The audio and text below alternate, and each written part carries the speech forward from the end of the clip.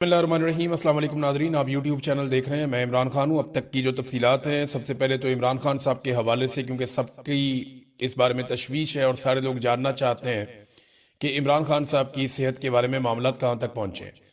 देखें, उनकी जो दाईं आंख है उसकी बिनाई 85% तक ख़त्म हो गई है, और ये बात इमरान खान साहब ने अपने मुंह से नहीं कही। हुआ ये था कि इमरान खान साहब की बिनाई बिल्कुल ख़त्म हो गई थी, और उसके बाद वो बार बार शिकायत करते रहे। आहिस्ता आहिस्ता उनकी आंख खत्म होती रही, वो बताते रहे, और फिर उन्होंने एक दिन बताया कि मेरी आंख बिल्कुल खत्म हो गई है। जब उन्होंने ये बताया तो जनवरी के पहले हफ्ते में इसके ऊपर पहली मर्तबा नोटिस लिया गया, और फिर 19 जनवरी तक का टाइम जाया किया गया मशीनें मंगवाने में। फिर जब टेस्ट हुए तो पता चला कि इमरान खान साहब की आंख तो वाकई बिल्कुल ही खत्म हो गई है। फिर उन्हें अस्पताल ले जाया गया, तो बाद में डॉक्टर ने बताया जी कि अब इसमें सिर्फ 15% बेहतरी आई है, और आपकी आंख 85% जाया हो चुकी है।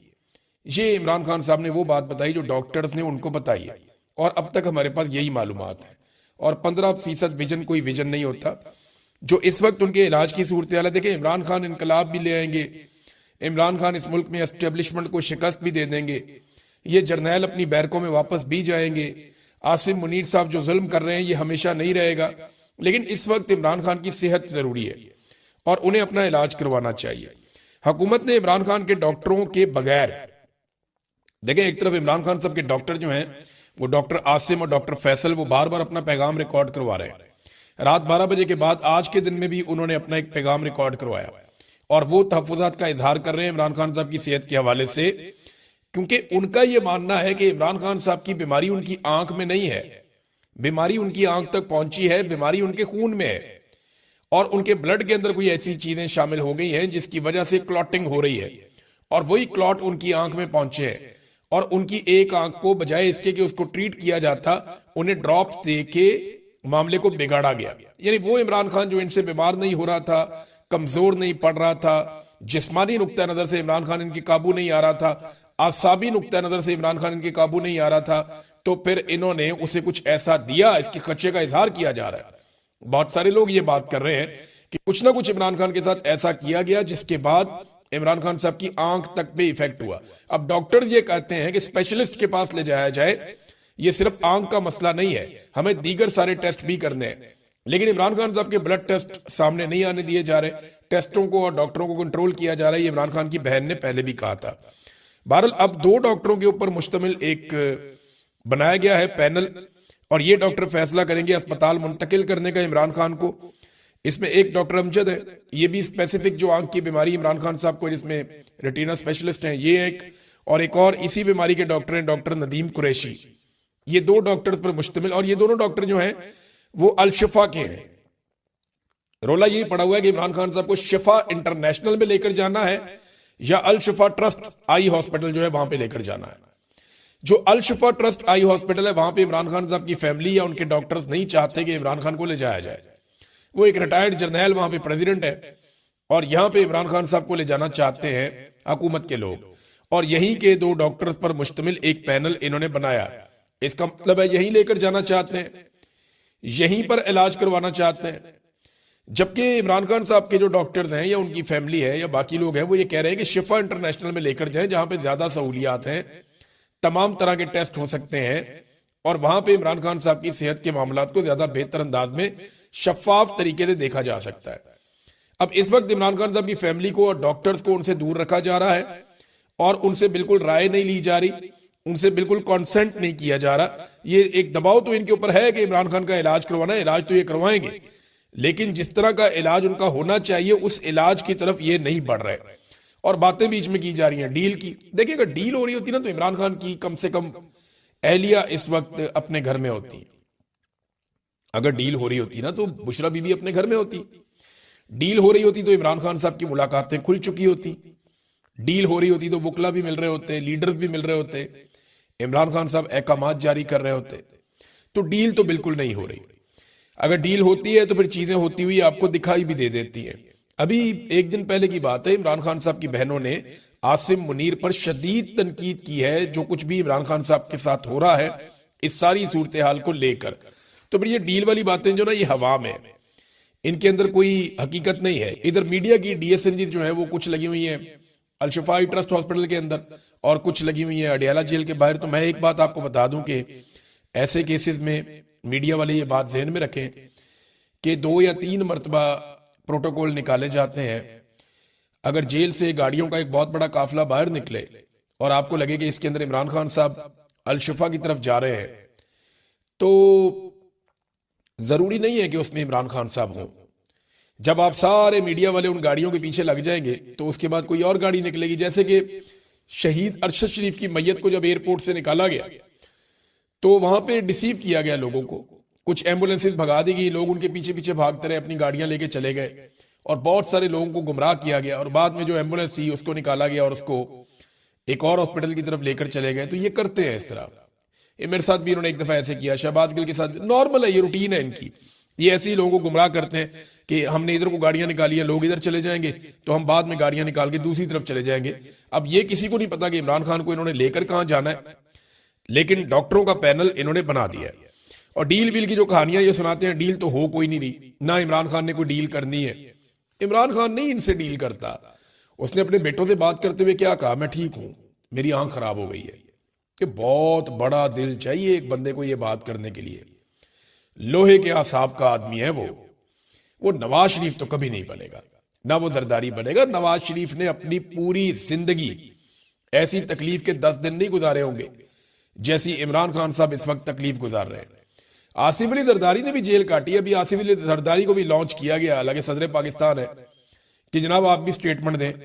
वो आ गए थे, जी मैंने तो इतनी लंबी सालों तक जेल काटी है, मैं जेल काटने वाला बंदा हूं। अभी जनाब इनको 1.5 साल नहीं हुआ और उन्होंने चीखे मारना शुरू कर दी, मुझे बाहर निकालो, मेरी आंख में दर्द हो रहा है, मुझे दूध नहीं मिल रहा। अब ये जनाब बातें कर रहा है आसिफ अली जरदारी, सदर पाकिस्तान। जाली इसलिए कि जिन्होंने वोट डाले वो सारे जाली हैं, तो सदर भी जाली है। अब जनाब आसिफ अली जरदारी साहब की अपनी जो जेल है उसके क्या किस्से सुनाए जाए। मेरे यहाँ पे ये वीलॉग है, इसमें हमारी खवातीन बहनें माएँ भी देखती हैं। बस मैं इतना आपको बता देता हूं कि आसिफ अली जरदारी साहब को कुछ अरसा तकलीफ रही, और वो भी नवाज शरीफ साहब के दौर में उन्होंने तकलीफ देने की कोशिश की। उसके अलावा तो इन्होंने वीवीआईपी किस्म की जेल काटी है। ये तो अस्पताल से कभी जेल वाली साइड पे जाते ही नहीं थे। आसिफ अली जरदारी की दर्जनों वीडियो और तस्वीरें मौजूद हैं जेल के दौरान जब इनकी मौजें लगी हुई थी। बेनजीर भुट्टो साहबा इनसे मिलने जाती थी अपने बच्चों को लेकर, एक दफा वो गई और वो तस्वीरें बना के उन्होंने वायरल कर दी। आसिफ अली जरदारी की तो उनके साथियों से मुलाकातें होती थी, घर से खाने आते थे, बाकायदा मौजें लगी हुई थी, हर तरह की चीज इनको मिलती थी। अस्पताल में ज़िया शाहिद साहब जब मिलने के लिए गए, जर्नलिस्ट हैं फौत हो गए, अब ज़िया शाहिद साहब जब जेल में मिलने के लिए गए, पता चला अस्पताल में गए तो पता चला जी साथ एक कोठी है जिसके अंदर जरदारी साहब है और वहां पे जरदारी साहब की खिदमत सर अंजाम दी जा रही थी। वो बड़े अजीबोगरीब किस्म का माहौल था वहां पे। अब वो उन्होंने बता दी थी वो बात, मैं यहाँ पे बात नहीं करता, लेकिन जरदारी साहब को एहसास करना चाहिए कि ऐसी जेल उनके पूरे खानदान में किसी ने नहीं काटी जैसी जेल इमरान खान काट रहा है। और जितना जुल्म इमरान खान के ऊपर हो रहा है, आप लोग ये जुल्म सोच भी नहीं सकते। हाँ ये जरूर है कि जुल्फिकार दी भुट्टो फांसी चढ़ गया, मुश्किल तो जुल्फिकार दी भुट्टो ने देखी, बेनजीर भुट्टो ने कुर्बानी दे दी। जरदारी तो बेनिफिशियरी रहे इन मामलात के। गो के जरदारी ने जेल काटी, लेकिन वो जेल ऐसी नहीं थी जैसी जेल इमरान खान काट रहा है। उसकी बीवी भी साथ जेल में है, उसके रिश्तेदार भी जेल में, उसकी बहनों को रोजाना बुलाकर जलील किया जाता है। जरदारी साहब की मुलाकातें होती थी, यहां मुलाकातें भी रोक दी गई हैं। ये आसान नहीं है। पाकिस्तान तहरीक इंसाफ ने नाजरीन जो एहतजाज है उसको तेज किया हुआ है। आहिस्ता आहिस्ता एहतजाज की शिद्दत बढ़ रही है। कराची में लोग निकले, उन्होंने एहतजाज किया, लाहौर में लोग निकले, उन्होंने एहतजाज किया। कुछ जगहों पे लोग बंद करते हैं, फिर खुल जाता है, फिर बंद कर देते हैं, फिर खुल जाता है। तो अब ये वाली हिकमत अमली से लोगों ने इलाकों की शाहराहों की बंदिश शुरू की है। अब खैबर पख्तूनख्वा से जो पंजाब के सारे रास्ते हैं वो लगभग सारे बंद हो चुके हैं।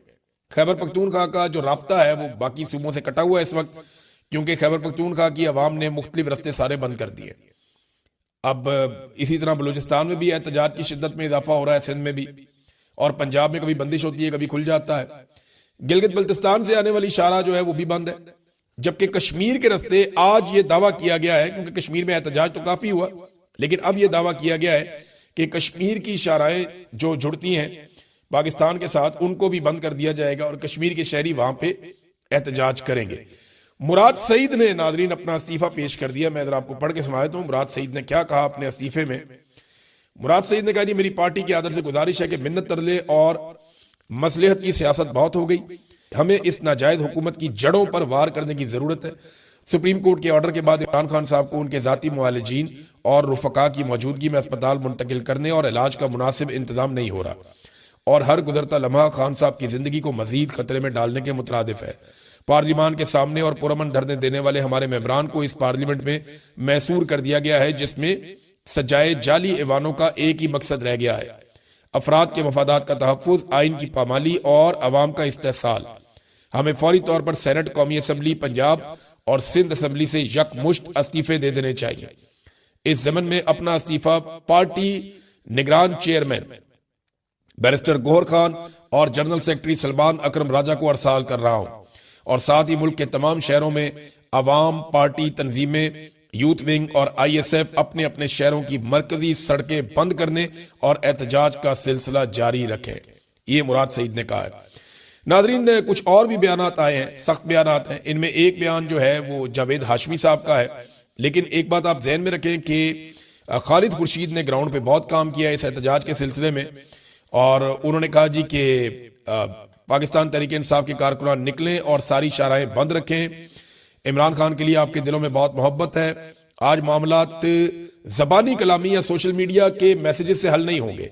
आप सबसे दरखास्त है कि अपने बच्चों को और फैमिलियों को साथ लेकर निकलें। जो लोग रोड बंद कर रहे हैं, जो नौजवान इस वक्त हिम्मत दिखा रहे हैं, आप घरों में ना बैठे रहें, उनकी मदद भी करें।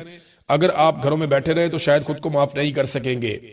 एक स्टेटमेंट जो है वो जुनैद अकबर साहब ने किया। उन्होंने कहा जी जो लोग बहुत ज्यादा हमें मैसेजेस करके मांग रहे थे हिकमत अमली या मांग रहे थे लाया अमल, तो वो सारे निकले और निकल के पहुंचे एहतजाज करने के लिए उन मकामात पे जहां पे शाराएं बंद है, खासतौर पे सवाबी इंटरचेंज के बारे में उन्होंने कहा जुनैद अकबर साहब ने।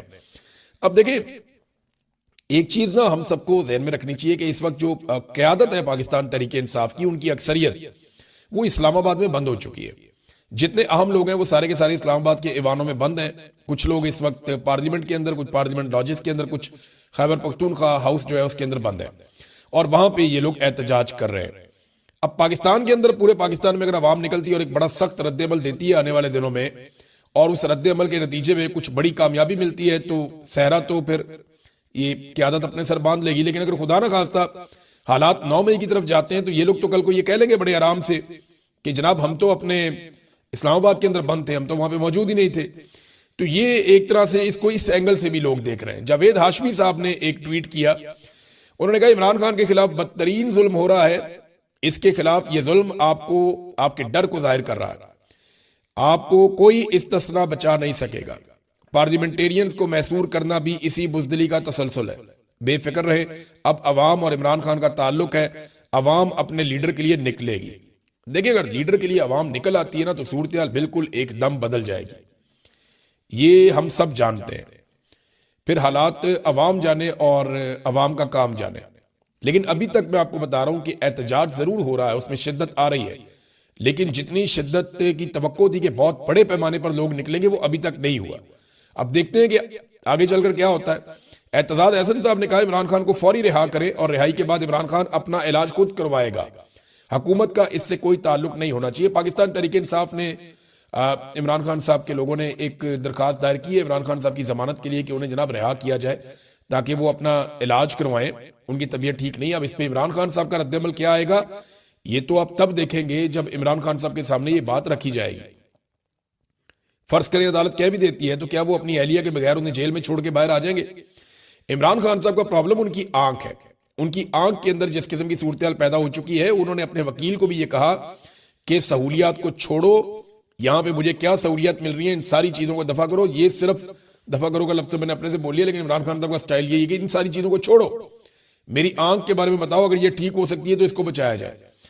इमरान खान साहब देखें सारी जिंदगी उन्होंने वर्जिश की है, उन्हें अपनी सेहत का हमेशा से बहुत ख्याल रखा है, अपने लिहाज से वो बड़े हसास हैं इन मामलात में, और वो ये जानते हैं कि लंबी लड़ाई के लिए सेहतमंद होना कितना जरूरी है। अब इस सूरत हाल में इमरान खान साहब को बाकायदा ब्लैकमेल किया गया कि किसी तरह इमरान खान साहब को ऐसी बातों पे मना लिया जाए कि वो बोलेंगे नहीं, बात नहीं करेंगे, ठीक है आपका इलाज करवा लेते हैं। लेकिन इमरान खान साहब ने अभी तक की इतला के मुताबिक किसी किस्म का भी कंप्रोमाइज नहीं किया। एतजाज एहसन ने कहा कि इमरान खान को एक आंख की बिनाई 85% चली गई है। ये छुपाने के लिए उन्हें 60 दिन तक कैद तन्हाई में रखा गया। कहां गए जजेस और कहां गई अदालतें? ये याद रखना चाहिए कि क़यामत वाले दिन आंख के बदले आंख देना पड़ेगी। ये बात ठीक है, और हाफिज़ कुरान है आर्मी चीफ, उनको तो पता होना चाहिए कि क़यामत वाले दिन आंख के बदले आंख ही देनी पड़ेगी। आप जो मर्जी कर लें, अल्लाह रब्बुल इज्जत का इंसाफ होना है। बार कौंसल्स ने हल्की बुल्की आवाज उठाना शुरू की है। नादरीन, वकला कहीं कहीं आवाज उठा रहे हैं। पाकिस्तान बार कौंसिल ने भी तशवीश का इजहार किया और उन्होंने कहा जी इमरान खान साहब का जो है उनकी मर्जी के बेहतरीन डॉक्टरों से मुआयना करवाएं और तिब्बी सहूलियात उनको फराम की जाएं। अब नादरीन, एक बारीक वारदात पाकिस्तान में डाली जा रही है, थोड़ा सा मैं आपको इसके बारे में बता दूं। एक तो जियो न्यूज ने 3 मरतबा, मैंने खुद ऐसे क्लिप देखे हैं जिनमें जियो न्यूज ने ये प्रोपेगेंडा फैलाया कि जनाब ये कहा जा रहा है इमरान खान के हामियों की जानिब से, जनाब ये कहा जा रहा है, वो कहा जा रहा है कि इमरान खान साहब की जेल में मौत होगी। ऐसी कोई बात इमरान खान के किसी हामी ने नहीं कही। ये जियो न्यूज कौन सा प्रोपेगेंडा चला रहा है? ये क्यों ये बातें बार बार कर रहे हैं? एक दफा उनके एंकर ने कहा, एक दफा परवेज रशीद ने कहा, एक दफा एक और ने कहा, और वो बार बार ये बात करते हैं इमरान खान की मौत की खबर जनाब जेल से ये फैला दी जाती है। किसने फैलाई? किसी शख्स ने पाकिस्तान तहरीके इंसाफ में से ऐसी बात नहीं की। कोई ऐसी बात नहीं फैला रहा। ये सिर्फ लोगों की ज़हन साजी कर रहे हैं। ये बारीक वारदात डाल रहे हैं, इनके ऊपर आप नजर रखें। ये जियो ग्रुप ये हरकत कर रहा है और मैंने इनके चैनल पे ये सुना है। इसके बाद जनाब सुहेल वड़ाइच जैसे लोग जो है वो जुल्म को नॉर्मलाइज करने के लिए कॉलम लिख रहे हैं कि जनाब भुट्टो भी तो मारा गया था, तो इमरान खान भी देखे ना, मरने से पहले उसके भी दांत में दर्द हो रही थी, अब इमरान खान साहब की आंख में हो रहा है तकलीफ। यानी ये इन चीजों को नॉर्मलाइज कर रहे हैं कि पहले भी ये जुल्म हो रहा था तो आज भी जुल्म हो रहा है। ये जैसे कोई बहुत बड़ा जुल्म हो। 500 मरतबा इमरान खान साहब ने जो शराइत रखी वो हुकूमत के लिए और एस्टेब्लिशमेंट के लिए काबिल कबूल नहीं थी, क्योंकि इमरान खान साहब डील नहीं करना चाह रहे। वो कह रहे हैं जी बाहर निकले, एस्टेब्लिशमेंट अदलिया को खुला छोड़े, मैं खुद ही बाहर आऊंगा और मैं निपट लूंगा और आप पाकिस्तान में फ्री एंड फेयर इलेक्शन करवाएं। अब इन शराइत के ऊपर तो नहीं मानते। राणा सनाउल्लाह ने कहा नवाज शरीफ बहुत बड़ा आदमी है, उसने 3 मरतबा डील करके रास्ता निकाला।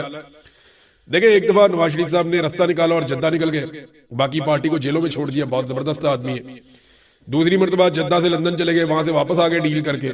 बहुत जबरदस्त आदमी है, कमाल आदमी है। फिर जनाब लंदन से पाकिस्तान में आगे एक दफा हुकूमत बनाई, और जब हुकूमत बनी और दोबारा पकड़े गए पनामा के अंदर, तो फिर जनाब एक दफा डील करके फिर लंदन निकल गए इलाज करवाने के बहाने, 4 हफ्ते के बहाने अदालत से ऑर्डर लेके, और फिर 4 साल के बाद वापस आए डील करके, जूते पॉलिश करके, और फिर इक्तदार में आ गए। तो अगर इससे आदमी बड़ा होता है और अच्छा सियासतदान होता है तो राणा सनाउल्लाह साहब, नवाज शरीफ साहब तो फिर बहुत अच्छे सियासतदान है, इनसे अच्छा तो कोई नहीं है। वो कहते हैं जी हठधर्मी है जो इमरान खान साहब दिखा रहे हैं, इन्हें डील कर लेनी चाहिए, रास्ता निकालना चाहिए। लेकिन एक और बात वो कहते हैं कि अगर इमरान खान को ये यकीन हो जाए कि इनकलाब नहीं आ रहा और वो मायूस हो जाए और उन्हें पता चल जाए कि दूर दूर तक कुछ ऐसा नहीं होगा, तो फिर शायद रास्ता निकल आए। देखें, ये इमरान खान साहब का समझे नहीं उनको। इमरान खान ने ये तो नहीं कहा था कि इनकलाब आएगा तो मैं डट के खड़ा रहूंगा। उसने कहा था कि जब तक मेरे में खून है मैं आखिरी सांस तक लड़ूंगा। इमरान खान ने कहा था मैं अकेला भी रह गया मैं फिर भी इनके साथ लड़ूंगा, इस माफिया के सामने मैं नहीं झुकूंगा। तो इमरान खान ने तो ये शर्त ही नहीं रखी कि इनकलाब आएगा तो मैं खड़ा हूंगा। इमरान खान ने तो ये कहा था कि मैं खड़ा हो जाऊंगा, तो वो खड़ा हुआ। आपको ये बात समझनी पड़ेगी, आपको डील इमरान खान से वही करनी पड़ेगी जो लॉजिकल होगी कि जनाब दोबारा इलेक्शन करवाएं। आपने उसका इलेक्शन चोरी किया है। इमरान खान आपको 4 सीटें नहीं छोड़ रहा था, आपने पूरी हुकूमत चोरी कर ली उसकी। वो आपको छोड़ेगा? वो नहीं छोड़ेगा आपको। ये बात आप अपने ज़हन में रख लें। खुर्रम ज़ीशान साहब ने एक बात की है और पाकिस्तान तहरीके इंसाफ के लिए तो ये तकलीफ दे बात होनी चाहिए। उन्होंने कहा जी कि इमरान खान ने इस मरतबा मेरे पाकिस्तानियों कहकर कोई पैगाम नहीं भिजवाया, उसने अपने अवाम को मुखातिब नहीं किया, उसने अपनी बहनों से कहा कि मेरे लिए आवाज उठाएं, क्योंकि इमरान खान ने अपने अवाम का बहुत इंतजार किया है। लेकिन नाज़रीन, सुहेल अफरीदी के हवाले से मैं आपको एक चीज बताऊं। अभी ये बात भी हो रही थी, इमरान खान की बहन ने भी की कि वो आकर बैठ गया और लगता है कि सुहेल अफरीदी की जगह ले लेगा। तो ये गंडापुर के बारे में बात हो रही है और मैंने आपको कल बताया भी था पिछले वीलॉग में कि गंडापुर के दिमाग में ये बात एस्टेब्लिशमेंट ने फिट कर दी है और एस्टेब्लिशमेंट के जराए ये कह भी रहे हैं कि सुहेल अफरीदी को नाअहल करने के बाद गंडापुर को वजीर आला बनाया जाएगा खैबर पख्तूनख्वा का। जितना मैं पाकिस्तान तहरीके इंसाफ को समझता हूं और जितने मेरे राब्ते हैं, मेरी नजर में कोई भी बन जाएगा तहरीके इंसाफ में से वजीर आला, गंडापुर नहीं बनता। और अगर गंडापुर को जबरदस्ती वजीर आला बना भी दिया गया ना, तो गंडापुर साहब की सियासत तबाह हो जाएगी। उन पे बहुत तनकीद हो रही है इस वक्त पाकिस्तान तहरीके इंसाफ में। वो इक्तदार की राहदारियों में वजारत आला का रास्ता ढूंढते ढूंढते अपनी सियासी इज्जत गंवा बैठे। और गंडापुर साहब का भी बड़ा लंबा करियर